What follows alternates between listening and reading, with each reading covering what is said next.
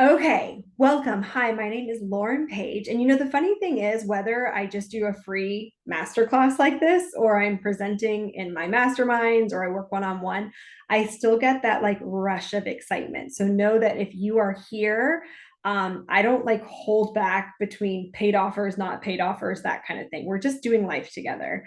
I also, in preparing for this masterclass, if you've been to any of mine, I typically will, like have some Canvas slides for you or like a little PDF. And when I thought about this topic, and I do have some steps because, I'm a pretty linear thinker, it helps me whenever I listen to podcasts or other materials for them to be like, here's the top 3 ways to do this, or here are 10 ways to do that. Like I learn pretty well that way. Uh, but today I just want to have a conversation because I imagine if you're in the demographic that was inspired to come to this, meaning that you are overworked and undermotivated, the last thing you need is another freaking PDF, right? Like you just don't. You just don't need another PDF to fill out. So what I'd love to do is straddle both of those. And if you're like, well, that those are two very distinct populations. Like some people are like burnout, burnout, burnout. Meanwhile, the undermotivated people are like, oh, you guys should be so lucky that you have meaningful work to do in the world that you're just so overworked. And then conversely, the overworked people are like, dang, I'd kill to like have some time, the luxury of time and spaciousness to just be unmotivated. And then there's everything in between. So the reason I thought this conversation would be really relevant now is if you are tuning in live, we are at the end of February. And this is typically the time when, whether or not you like set these big ginormous New Year's resolutions. I know in my world, in the coaching world, it's really popular to be like, I'm going to change my whole life. I mean, my mastermind is literally called the life makeover method. So to some degree, I like buy into that. I buy into the fact that you can dramatically change your life on any given Tuesday. But this is the time of year where people get like pretty rah. And I thought it would be really prevalent for us to have this conversation now because this is the exact time when people are falling off. I mean, this is the cliche time when gyms are just like, all right, I guess we're just collecting money from people. They're not actually coming in anymore. Or you had really like a big, bold vision about like figuring out what you wanted to do with your life. And you're like, well, it's been 60 days. I still don't know what I want to do with my life. So it looks like I better just keep on until next New Year's resolution when I say I'm going to figure out what I want to do with my life. So let's speak to, and I kind of want to just share, I always like to know like why people are qualified to talk about the subjects that they are. So, and I learned the best from stories. So where I can show you this has played out in my life of swinging from being completely overworked to completely unmotivated, like completely in that space of like, what the heck is next? Years and years ago, I joined a direct sales company. I had never done sales. I said I would never do one of those MLM things. And it ended up changing my life. It was fitness and nutrition based, it was everything I stood for.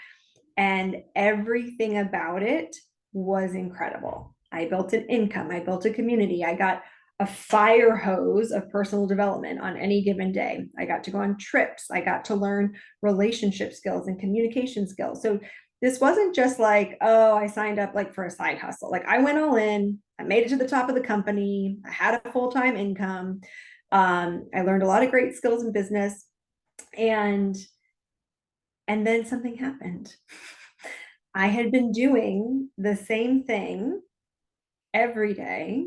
And I'm not here to say that like we shouldn't appreciate the mundane basic tasks.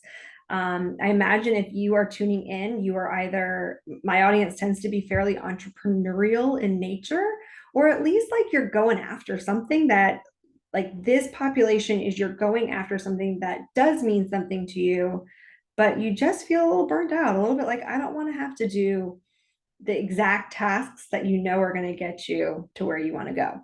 So the problem was, and the problem is in any kind of like evangelical sales gig, is that you've got to really be, you've got to bring the energy, you've got to bring the excitement, you've got to bring the buy-in. And I got to a point around year 5 of that company where I was like, I'm literally doing the same thing all day, every day. And I can't find that initial zest that I had. And I'm not saying you bail because you don't get the zest back. But for me, I had hit the ceiling in terms of growth. I made it to the top of the company. I felt like with what that personal development bubble had given me, I had really maximized it. I had maximized hosting retreats. I had maximized everything that beautiful opportunity gave me, and there wasn't any growth. So I really was like the cog in the wheel, even though I was living the entrepreneurial dream. So what that looked like was my income plummeted because people can tell when you're not excited. People are like, I'm not buying her thing. That girl doesn't want to do that anyway. she's not into it. So my income started plummeting. My team started plummeting. And I had this huge existential crisis of like, all right, well, then what's next? What's next? And I would say, not to like, I don't know if this will encourage you as like a me too, or if you'll be like, oh shoot, like I got a long ways to go. But I probably lived in that space of floundering, of unmotivation, of what the heck do I want to be when I grow up as a 37-year-old woman. I probably lived, no, probably 35-year-old woman, which is a few years ago. I lived in that space for at least a year. At least a year. And it was so maddening because whether or not you are here and you're like, I've known since, I don't know, since I was young that I was here to change the world, or if you're just like, I just want to do a little better than last year, you still know you've got that thing in you. And there's nothing more maddening or exhausting than not somehow taking action towards that. Even if you're tired, even if you're working a million jobs and you got kids and the whole thing. I didn't even have kids back then. I mean, it's funny. I joke now. I'm like, wow, what would it be like to work a full day? But I mean, those of you who are struggling or not struggling, juggling careers and motherhood, like that's like a whole thing also. So I get it. I get it. I've been there. And what I'm going to share with you today are the steps that I implemented in my life. And then even when I got to the other side of it and I had even more tools and more training and more gifts to be able to share with my clients, these are things that I have them do today. So let's start with if you're in the category of being overworked. Now, I'm going to teach this under the assumption that you are truly not under like horrific work. This is a different conversation than advocating for your boundaries, meaning you're being taken advantage of at work with your hours or assignments or, that is a different conversation, which I'm happy to have with you. We go through all of that as well. I want to preface this. If at the end of this talk today, I'm going to tell you, you'll hear me talking about my mastermind a lot. You already heard me mention the life makeover method. I'll be sprinkling that in as we go, just so that you kind of like have a reference point as to what I'm talking about. And then at the end, if you want to stick on, I will go over exactly what that looks like. So the conversation of I'm being exploited or I don't have boundaries at work is different than just I am working towards something. Like I said, I typically work with entrepreneurs, but if you are even an employee, this probably looks like I want to make a difference and an impact in my company. I want to grow. I want to be promoted. I want to move up to the next skill level within my company. So given that, that's the frame that we're approaching this overworked thing. This means that at some point in time you bought in. You got really excited about what you were doing. You got excited about starting the freaking lemonade stand, as they say, and like you got excited about that. You got excited about going through LinkedIn and finding the dream company and that sort of thing. In my world, I work with a lot of creative entrepreneurs. So that means like you want to make the world a more colorful place and share your gifts and your work accordingly. And at some point in time, you got bored doing those tasks. You got bored, or you are like, I'm just overworked.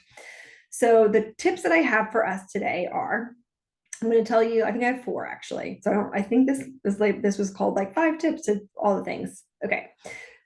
For the overworked population, I have 4 tips for us, and then I'm going to flesh them out. Number 1, we've got to figure out how to experience some wins, quick wins. Number 2, we're going to fall in love with our work again, which sounds contradictory because everyone's like, go to self-care. Okay, I'm going to circle back to that. Number 3, there's actually 2 timelines that are happening in any given time. And then number four is your deadlines are optional. So this is kind of, these could be kind of bold claims if you're used to any kind of personal growth. The first one is fairly straightforward. You've got to experience some quick wins. So what I like for this is there's different ways that our brain lights up and works, which is really cool. There is a difference between mindfulness and meditation. Both are inherently great. Meditation is extremely crucial if you are looking to remove stress from your life. Like I was recently at a Brendan Burchard event, and he mentioned, which I thought was so revolutionary, that humans are actually very much available and capable for handling stress, for taking on stress. Like we as the human species, like we are built to take on stress. The problem is where we as a society now, present day, we are not releasing stress. So that's why we have like the buildup, which is gross. That's like not hygienic. So we want to like clear out some of that stress. Meditation is a solution for that. I'm happy, that's a whole nother talk. I'm happy to give you some my like go-to meditation ways of learning that, because I think in the beginning it felt like that was an advanced thing to like sit there quietly with my thoughts. Mindfulness is what a lot of us have been exposed to with, like the apps, like the Headspace app, the guided things on YouTube, the going to a sound healing class, doing like an ecstatic dance thing. Like all of those are mindfulness practices. Believe it or not, even if you think you're meditating and you're listening to a guided audio, no shade whatsoever to the apps like Calm, Headspace, Insight Timer. That's actually a mindfulness exercise. It lights up a different part of the brain. And that's actually the one I want you to use if you are feeling overworked for right now. I do want you to relieve stress as well. But if we had to prioritize, you need to experience a win, because I get it. Like life feels hard. It feels hard. It feels monotonous. It feels like you're not making progress to this big thing that you said you wanted to do. In which case, the quick win is, the great news is, this is why substances, alcohol, shopping, sex, like this is why those things are they're so appealing, is because they provide that dopamine hit. What I would love to encourage is that you experience that dopamine hit naturally in a way that doesn't cause destruction. Like obviously, if you overshop, it's going to wreak havoc on your finances. If you overconsume alcohol, there's all kinds of negative implications, and so on and so on. So the way that we get that all natural dopamine hit is we have to create it in our brains for us. So start with, I'm not saying there's anything wrong with the 5-minute insight timer or the 5-minute, if that gets you going, use it. The tools overall that I like to share with people, I like them to be 5 to 10 minutes in nature. If you have more time than that, awesome. There was a season in my life where I had this like beautiful hour-long morning process. I journaled, I read, I meditated, I did all the things. In this season of life, as I'm running a business, being a mom, all the things, like I find that if I can do shorter things throughout the day, it's actually even more effective than it was doing that hour-long morning practice. So if you can implement a couple of these tools that I'm sharing with you today and sprinkle them, like pepper them throughout your day. So this little 5-minute jobby, you're going to find something fabulous on YouTube. You're going to send me a DM once you watch this and be like, what am I supposed to watch? What's your playlist? So watch a little something fabulous for 5 to 10 minutes. That's going to raise your vibration.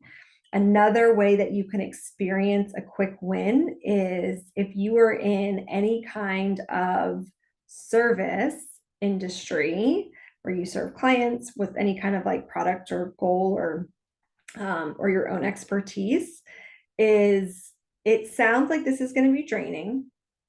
It only is if you treat it like what's the word, like a work task. I know that's kind of cliche. So what I'm saying here is if you find one client, not your whole entire roster, that's what I'm trying to say. one client, not your whole entire roster, and you think of that one person per day. Think about who they are. Think about why they even signed up with you in the beginning. Why did they like, how do they experience life? And take a moment to realize they're doing that with you, with your services, with your products, with your company. And that's a really big deal.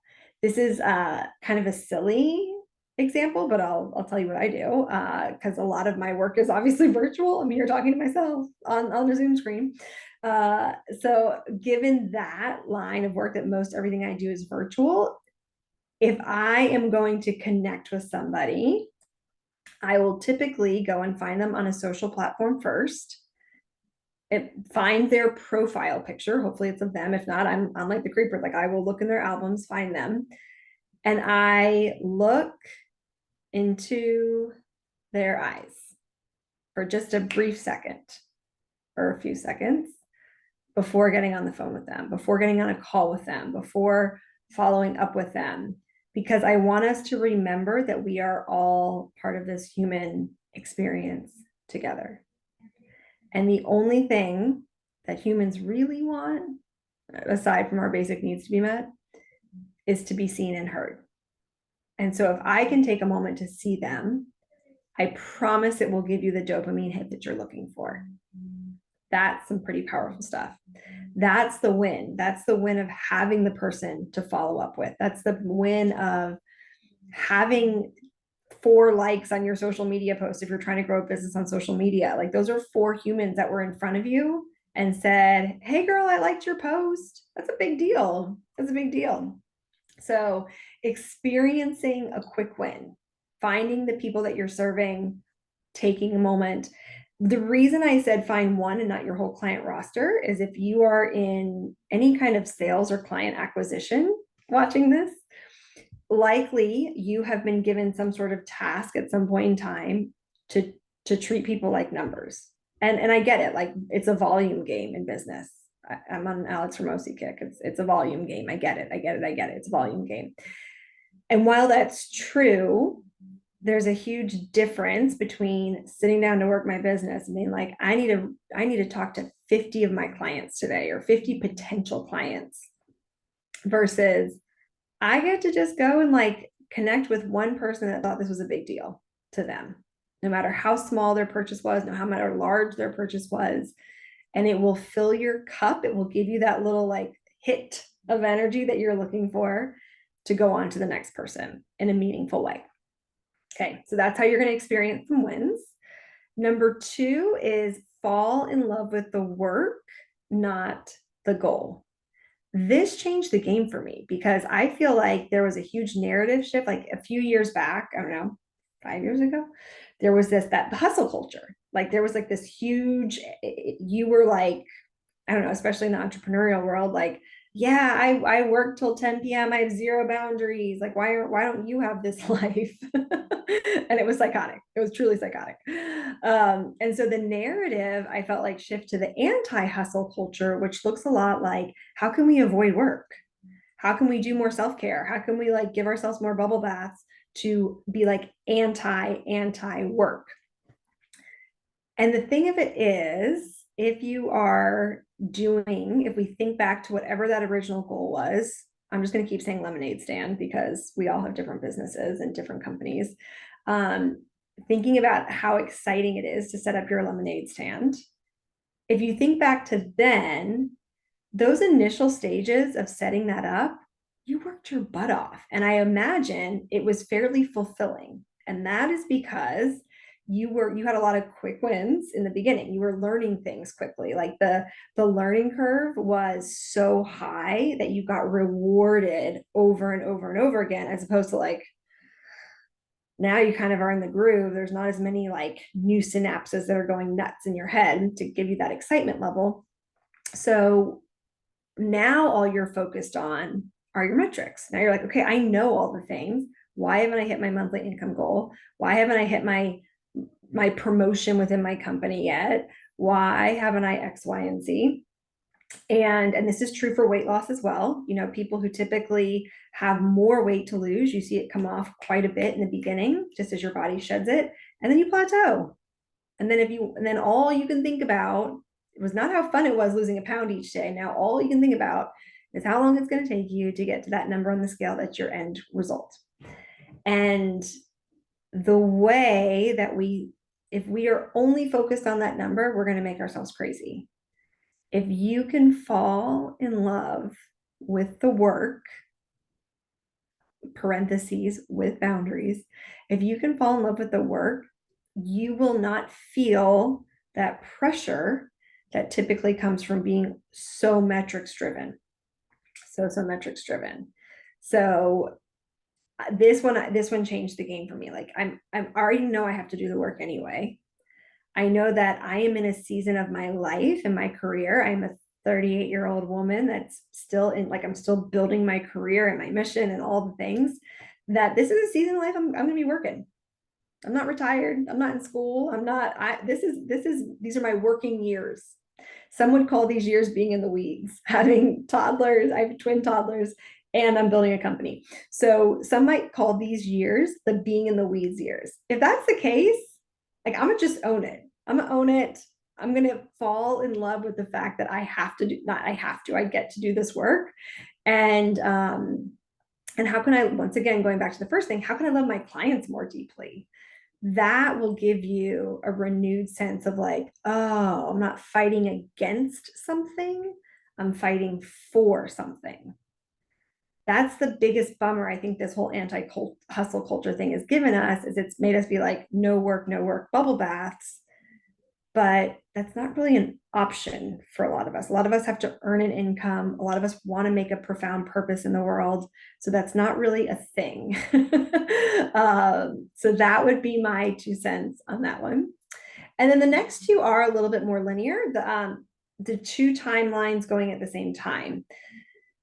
I think that January is a great time for people to make vision boards. In my case, I have my gals in my group actually write out their vision so that they can read it daily, so that you're truly reprogramming your subconscious mind. We do a lot of that kind of cool stuff in my group.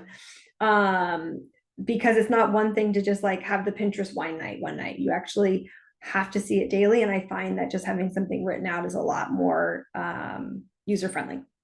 So I'm a big believer in writing out the most audacious, ridiculous version of your life that you could ever dream up, ever want, all the things. And it has to be true for you. If you are having the Pinterest wine night, you can't just be like, well, my friend put a beach mansion on her page, so I should probably put a beach mansion on my page.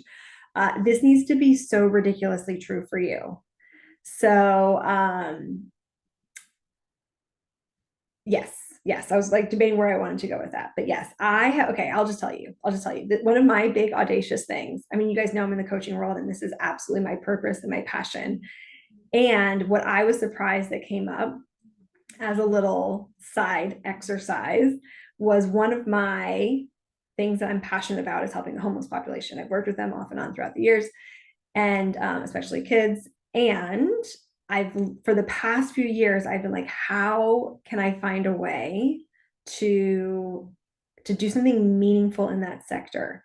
I don't want to just like go all in on it. I know I'm here to be a coach. Every human design person told me I'm here to be a coach.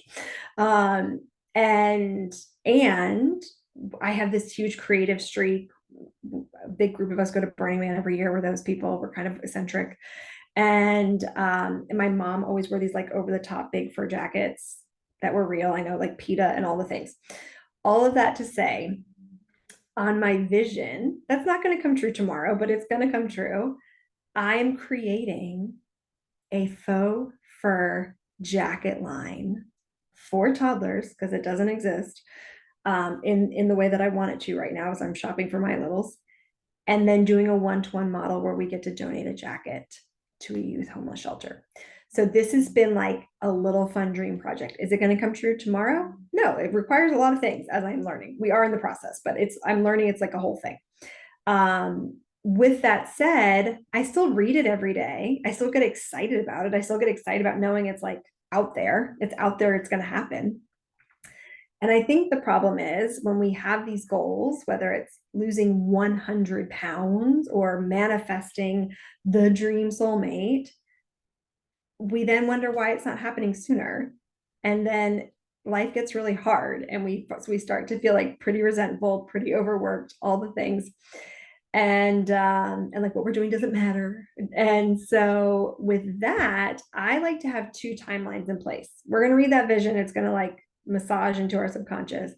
And we're also going to have one foot back here on earth, because as much as I am like very woo, very spiritual, I do think that we're supposed to be having a human experience here. With that, you're going to make some goals that are more tangible.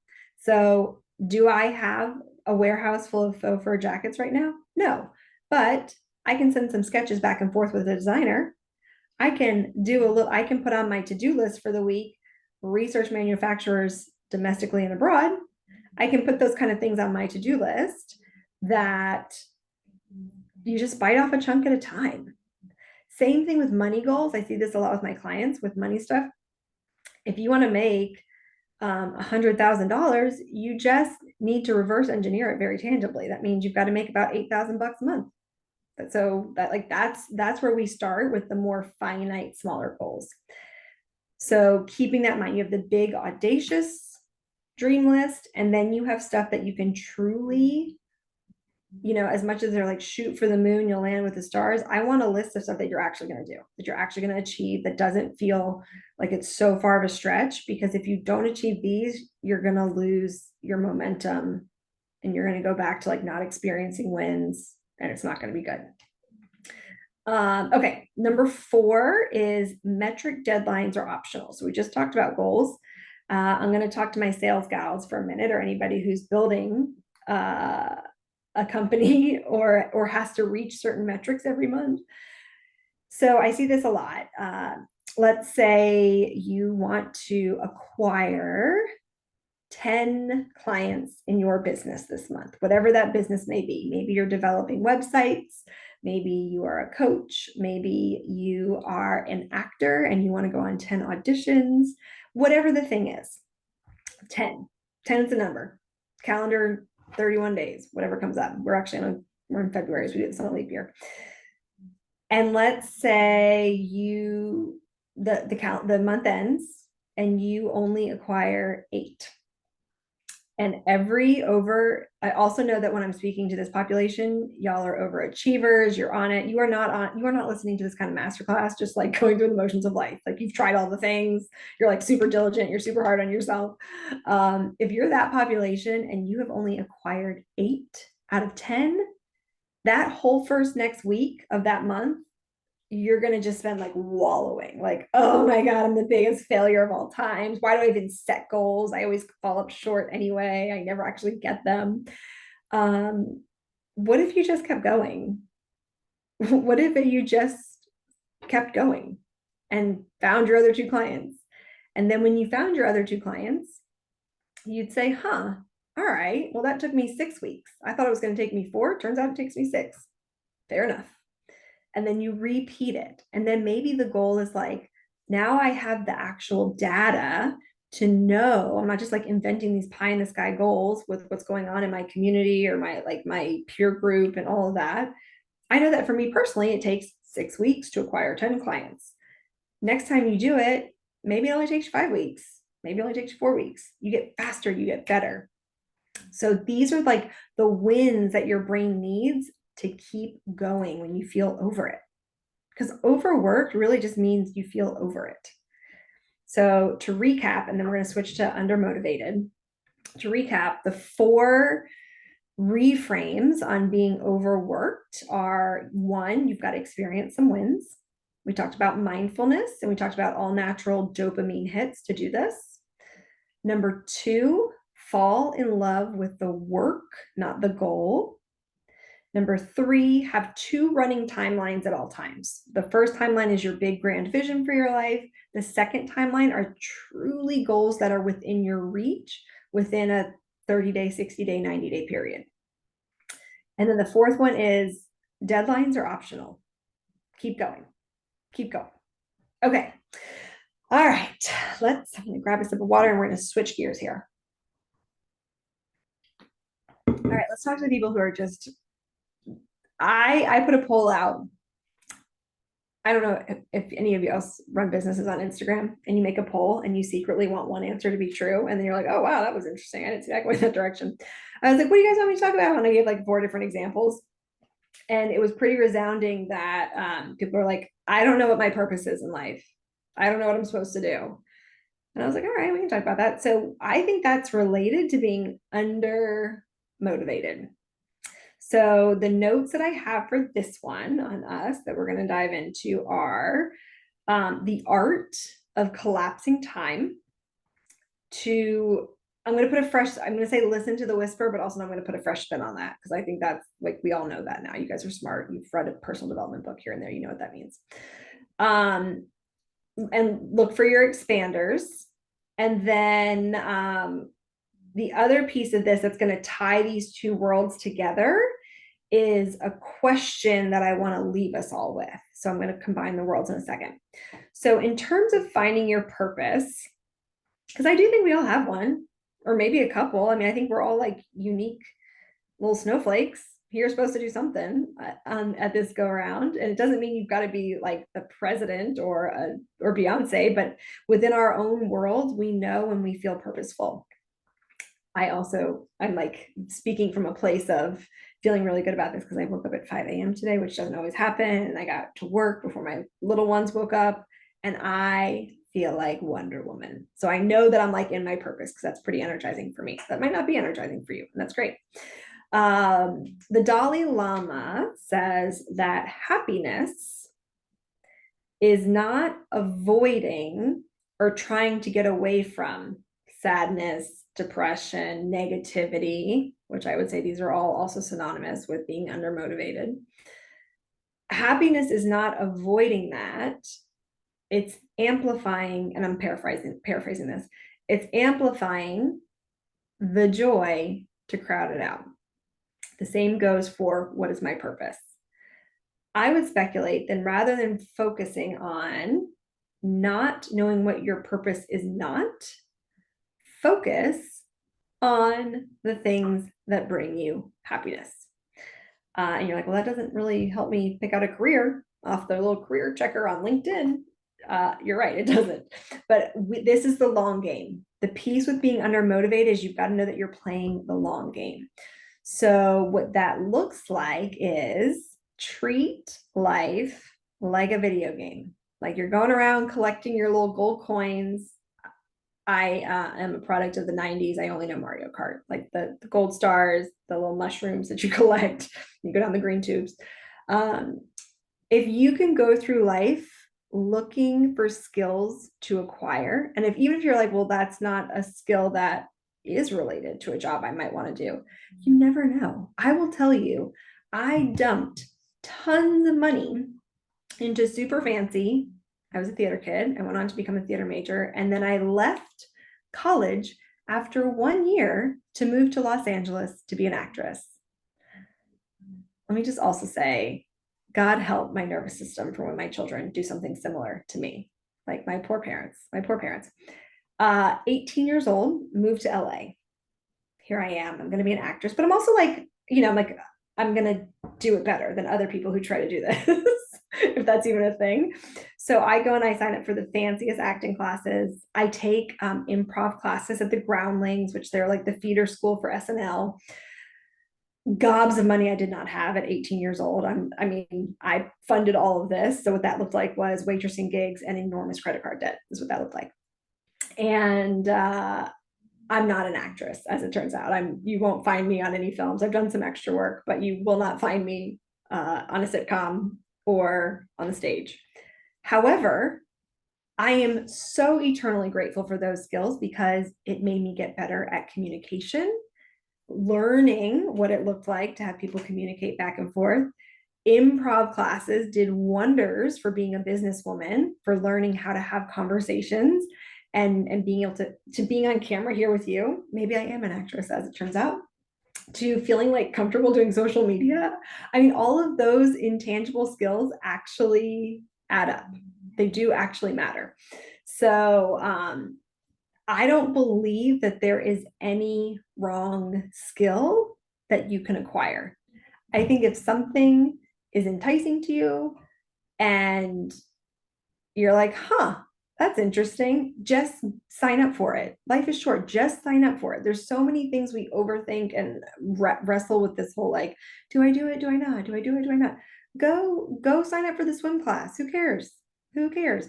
You will be, and the purpose too, I think what can help is rather than running it through the screen of like, what will this get me? Because we all do that in life. I am certainly guilty of this in certain things. But I'm like, okay, if I sign up for this, like, what's my ROI? What's my ROI? Which is important. And if I'm in the camp of just feeling blah about everything in life, nothing is going to feel like an ROI. And it's certainly not going to make sense at the time. So you've got to find those little, everybody wants a quantum leap. I see this a lot in my industry. I want a big jump in my finances. I want a big jump in my career. I want to meet the dream person in 3 months. I want to. Everybody wants a quantum leap. And you hear stories of quantum leaps. And I can tell you right now, those stories of quantum leaps are from years of experiences and skills acquired, compressed to get where they are present day. So this is kind of a fun example because it is a leap year. If you're watching this in real time, this is a leap year, and they happen every 4 years. So think back to where you were 4 years ago. Like we were all in 2020, which was like the cesspool of the pandemic. Think about how much has transpired since then. Like, what have you learned from them? And if you, there's going to be some of you listening to this, and you're going to be so proud. You're going to be like, heck yeah, I didn't watch, who I was going to say his name's not the Lion King, that Lion show with the guy during the pandemic that we all watched that was super cheesy, and Carol Baskins and the whole thing. You're gonna be like, heck yeah, I didn't watch Netflix on repeat during the pandemic. I learned a new skill. I started a business. I raised my babies in a way that I'm really proud of. And there's other of you that are going to hear life happens in 4 years, and you're going to feel like I punched you in the gut. And that's not my intention. It's not my intention. But it's going to feel like, well, shoot, I don't know what I've done these past 4 years. And that's okay. Because guess what? It's a leap year. It's so fun to do it again. We get to now like rewrite the story. And if you think about it from like early development ages, how dramatic is growth from a 0 to a 4-year-old? So dramatic. I'm living it in real time right now, so I can speak to that. Even as having a child that's from 4 to 8 years old, nuts. 8 to 12, 12 to 14. Like we see these huge changes that happen over the course of 4 years because we're learning all these skills, and then we come out of it at the end of these. I'm just using 4 years as like a fun mile marker because it is a leap year and it's kind of prevalent right now, but you could apply it to any time frame. So think, if you want to know the art of collapsing time, it's gather as many skills and as many experiences in life that just say yes to the thing that makes you the next lit up. It might not be your next career, it might not, but you've got to kind of follow the breadcrumb trail to get there. Okay. So there's nothing that's wasted in vain. If you're like, I signed up for this thing, I don't know how it's going to serve me, I promise it's not in vain. Even if you're like, I feel like I got screwed out of my money for X, Y, and Z, there will be a gold nugget that will serve you. I believe that we don't get caught, like our intuition is never wrong. It always brings us to greatness, or it brings us to a lesson, and neither are wrong. All right. The last two kind of go hand in hand: the listen to your whisper and the look for your expander. So these are kind of like a combo deal. We hear listen to the whisper, and there's going to be certain seasons of life where you can just be still and know, which is beautiful. And I think we should all attain. I think that's the thing. And if you are feeling very gray, very blah, very motivated, it sure as heck feels super condescending when someone says, listen to the whisper. What is your passion? What is your, or even when they say like, go where you're curious, like that's annoying. That's annoying when you can't like see anything in front, 2 feet in front of you. So in this case, I think, and it's kind of a superficial tip, but I think it's impactful. I think that sometimes listen to the whisper can come in the way of people. So this can look in 2 different lenses. This is number one, look for your expanders. There are people out there in the world that you are jealous of. You might be jealous of the whole entire person. You might be jealous on how they parent. That's an interesting clue. You might be jealous on how they handle their finances. It's an interesting clue. Each time you find yourself jealous of these people, I want you to write down why you're jealous. Because there's no way it would trigger something inside of you if you did not already have that as well. So this one, you may or may not have heard, like the follower you're jealous, that's really helpful. The other piece of listen to the whisper in terms of people is I think sometimes that people are truly placed in our life. If we think about Earth School and different players, if we're going off of this like video game analogy, to help move the needle for us, to help direct us one way or the other. I can tell you right now that had I not come in contact with the person, if we go back to that example of my direct sales business, I would have never gone that path. Or maybe if I did and did it through a different team or a different company, like it would have gone disastrously, because I had someone tapping me on the shoulder, not my own where is God, where is my what's my next move. I literally had someone tapping me on the shoulder via a phone call, via a reach out, via a text, an Instagram post that was like, sis, come on, come on. And I would not have made the move if I didn't have that guidance. This is why I'm a big believer in coaching. This is why having that person to help you see the road when you can't see through all the fog is super helpful, and it saves you time and it saves you money. So I'm big on that. So where in your life are there people that have helped guide you when you know there's a difference between knowing they have your best interest at heart and those who are just trying to, keep you playing small and like keep you playing comfortable, but the people that like really kind of challenge you, I think it's worth it to maybe take their hand every once in a while and say, all right, let's explore this path. Let's see what happens. Let's see what happens. So and I want to tie these 2 pieces together and start to wrap us up here. For the undermotivated crowd, number one, we don't try to avoid being unmotivated. We amplify the things that bring us happiness. Number 2 is the art of collapsing time, that there's no skill set wasted in vain. And then number 3 is listen to the whisper via your expanders and jealousy.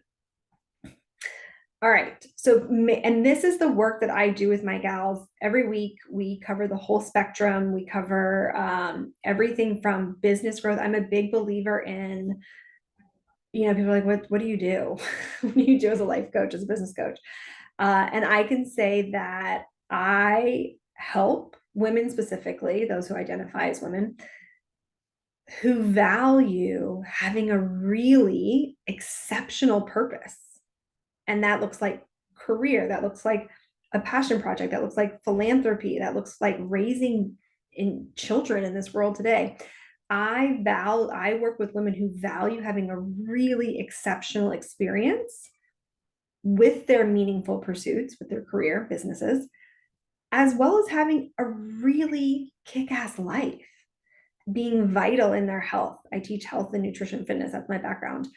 With how do we incorporate travel? How do we actually like have a really abundant way of thinking about money that isn't just only have rice and beans and like have it be just another revamp of diet culture basically in your finances? How do we have a really kick-ass sex life, like the amazing, like the original creative energy? This is the work that I do with my gals. And I'll tell you a little bit more about the mastermind setup in a second. But the way that I would blend these 2 worlds of being overworked and undermotivated, because this question is going to solve both problems. If you are spiraling, or if you are just like, oh, what do I do next? The question that I will leave you with, if you take nothing else from today, 45 minutes later, is what would my wisest self have me do? What would my wisest self have me do? Because your wisest self knows whether you need to take a 5-minute bubble bath and put your work tasks on hold, or your wisest self says, sis, you better set your alarm for 5 a.m. tomorrow. We got work to do. And I promise you'll know. I promise you'll know. We are so used to seeing things objectively for everyone around us. How easy is it to give people advice? We've got to ask ourselves the same questions. So thank you for being with me here now. I'd love to invite you. I have a very small, intimate container called the Life Makeover Mastermind, and you can come with whatever your stuff is. We cover it all. We cover health, we cover business growth, which is like very jazzy for me. We cover money, we cover sex, we cover food and nutrition and aging and community and relationships and parenting. And if you're like, how is this girl a specialist and all that? The cool thing is, I know how to get your mind right. So I am there to be the facilitator in this group setting. You get one-on-one time with me. We have this monthly cohort, and then on all those really spicy topics I just mentioned, I bring in the most incredible guest speakers to fill in the gaps where it's just great to hear another perspective, to get something deeper out of it. So if this sounds like the thing you've been waiting for, I mean, how can it not be? It's pretty fantastic. I know we have some gals in my group that are on today, and it is the bonus. I always like to incentivize people, because I think that, given my Tony Robbins background somewhere in the mix, there is something so powerful in not leaving the scene of inspiration without making a decision. And I want to make your life easier. I want to help you find your purpose, or if you already know your purpose, I want to be there to link arms with you so that you have the sustainability to keep it going when you're tired, when you don't want to do it, when you hit rejection. Like, that's the beauty of having a coach, is it skyrockets you over those plateaus so much quicker with so much more grace. So I've done it both ways. It's just nicer with a coach, quite frankly. So given that it is a 6-month container, we have 3 group calls. You get one-on-one call, WhatsApp support, guest speakers, monthly guided hypnosis meditations that will help with your subconscious. The total cost is $4,000 for the 6 months. And the bonus for today, because who doesn't love a bonus, is that if you sign up by the end of the month, which is fun because it's a leap year, So you have another 3 days to do that. I will throw in a additional one-on-one session, which is with a personalized Oracle card guided card reading and card pull, which just delights me to connect with you on that woo level. We'll also do a birth chart with your astrology reading in there as well. And all of that will be added in on top of it. So we'll talk all of that ahead of time. If this is of interest to you, I do like to keep our group small. So act on that, right? Act on taking advantage of the bonuses. And if you are watching this on Facebook, you can DM me or comment. If you are watching this on YouTube, then I will have a link below for you. All right. Have a beautiful rest of your day.